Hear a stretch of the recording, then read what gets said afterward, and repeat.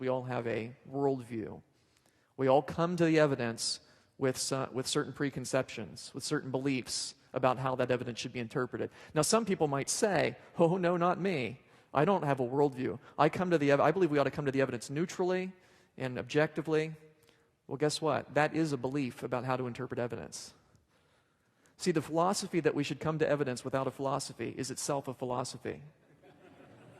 It's just a very bad one because it's self-refuting.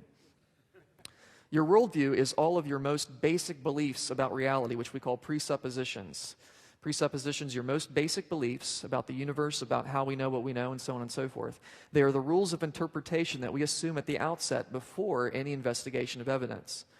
Before you do an experiment, a scientific experiment or otherwise, before you do anything, you already have certain beliefs about how the universe works.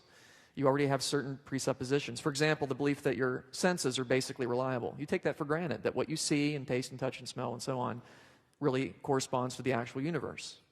You couldn't do an experiment on a rock if you didn't already believe that. You'd look at the rock and you'd say, well, just because I see it doesn't mean it's necessarily there. So there's no point in doing an experiment on it. You presuppose that your senses are basically reliable. That your memory is reliable is a presupposition. You believe that what you remember actually happened, right? For the most part. Now, if I asked you, how do you know that your memory is reliable? You say, oh, well, Dr. Lisle, that's easy. I took a test 2 weeks ago. I did very well on it. It was a memory test. Excuse me, how do you know you took a test 2 weeks ago? See, just because you remember it doesn't mean it happened unless you already presuppose that your memory is reliable. Or laws of logic are presuppositions. The fact that the law of non-contradiction, you can't have A and not A at the same time in the same relationship. That is a presupposition. You couldn't begin to reason about things unless you already took it for granted that there are laws of logic. That's a presupposition. Now here's the key. Creationists and evolutionists have different sets of presuppositions, different worldviews, different rules for interpreting the evidence. And that's very important to understand because the battle really isn't about evidence. It's about how evidence ought to be interpreted. And we have different standards by which we interpret the evidence. Empiricism is the belief that all truth claims are answered by observation. If you want to know something, you go out and look. Go out and do an experiment. That's how you answer all truth claims. Of course, I believe many truth claims are answered that way, but not all of them. Let's talk about evidential arguments. And by that I mean an argument that attempts to leave worldviews out of the discussion and simply talk on the basis of individual evidences. Evidence by itself, however, will not resolve a worldview conflict. Why is that? Because your worldview tells you what to make of the evidence. You see, that's why evidence by itself is not going to resolve anything. It's not decisive.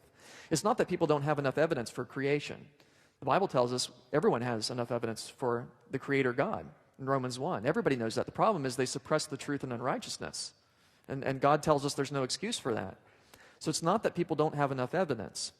Their presuppositions tell them what to make of that evidence. And I want to give you a silly example just to drill this home. There was a man who was convinced that he himself was dead.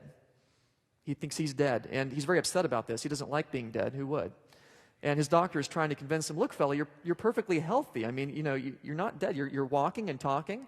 And the guy thinks about it and he says, yeah, but, people can have muscle spasms even after clinical death. That could explain my ability to walk and talk.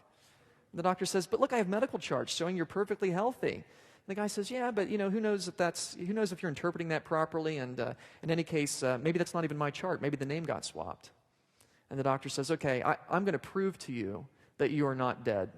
Do dead men bleed? The guy thinks about it for a second. Well, the circulatory system would be stopped. No, dead men don't bleed. And the doctor very quickly takes a little pin, pricks the guy in the hand. Sure enough, blood comes to the surface. The doctor says, see, you're bleeding. To which the man responds, well, how about that? I guess dead men do bleed. Silly example, but it illustrates the point.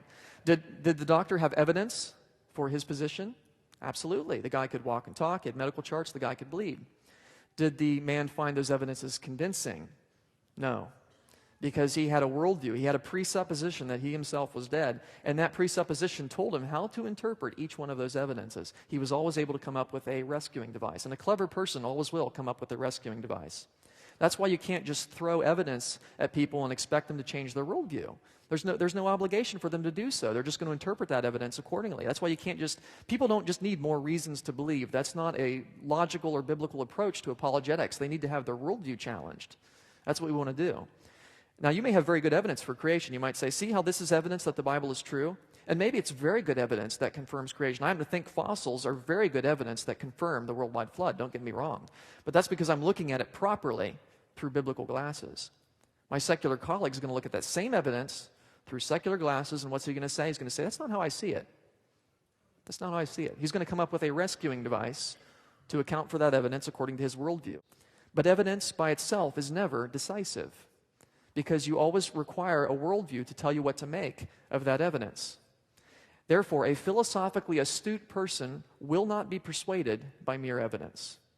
And that's probably worth getting in your notes. A philosophically astute person will not be persuaded by mere evidence.